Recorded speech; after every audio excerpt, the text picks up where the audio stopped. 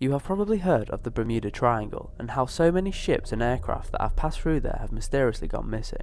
In this list, we will go through some of the most interesting theories that try to explain the strange occurrences surrounding it. Some of the theories lean more towards the paranormal side, while others are more scientific.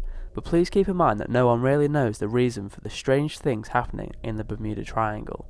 These theories are nothing more than our best guesses.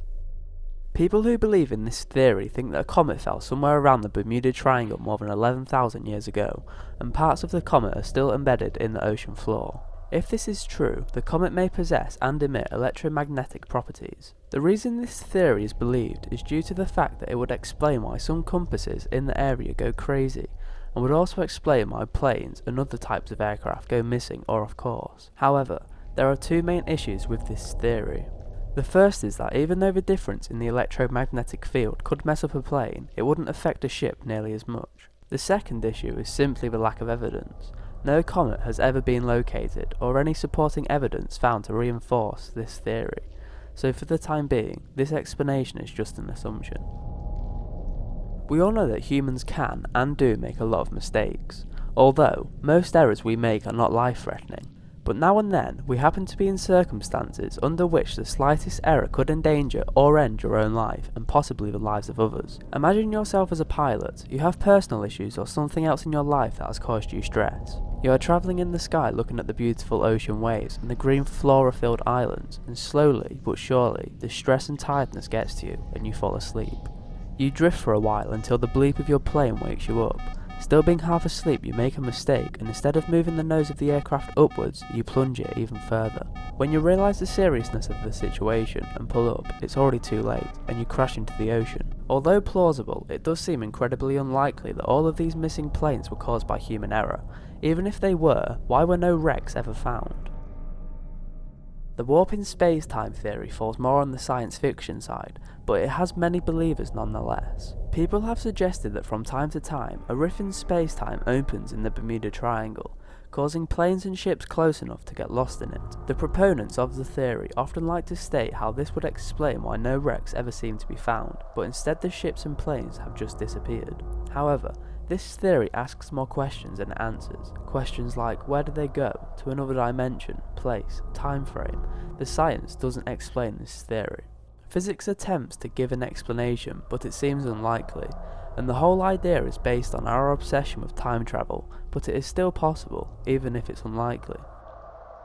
This theory was believed and created by Rob McGregor, a man who flew over the Bermuda Triangle and survived through something he called an electric fog. On the 4th of December 1970, he was flying with his father over the Bahamas in their Bonanza A-36 aircraft. They were going to Bimini when they encountered a strange, thick cloud-like fog. As they were going through this tunnel-shaped cloud, the wings of the plane were scraping on it. All of the aircraft's electronic and magnetic instruments were malfunctioning, and their compass spun like crazy. As they were about to reach the end of the tunnel, they were expecting to see a sunny blue sky, but instead they were looking at a dull grey-white colour for miles. They couldn't even see the ocean, the horizon, or the sky. Roughly 34 minutes passed when they found themselves over Miami Beach. Such a flight would have taken them about 75 minutes. McGregor and his father also believed that this phenomenon could explain the famous disappearance of the Flight 19. Now, I don't know if you should believe what they claim to have happened, but I do know that we live in a world with many mysteries. Science has many things to uncover, so we probably shouldn't outright think that they are lying to us. This theory gives us an explanation as to why we can't find the wreckages of the planes and ships. The Gulf Stream is a saltwater river on the surface of the ocean. Its temperature is warmer than the water that surrounds it, flowing north along the east coast of the US. The current is tremendous. It's 60 miles wide and 4,000 feet deep, flowing at speeds of 8 feet per second. When a ship or plane impacts the water, they float anywhere from a few minutes up to several hours, depending on the vessel's damage. During that time, the wreckage gets carried north by the Gulf Stream until it sinks at the bottom of the cold sea.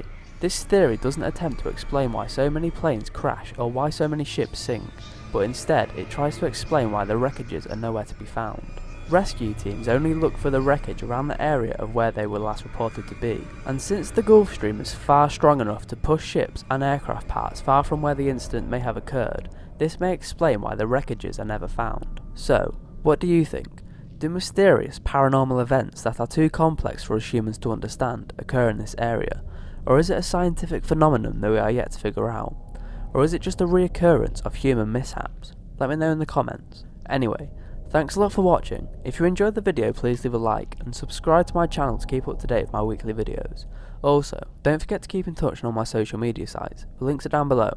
And as always, see you next time.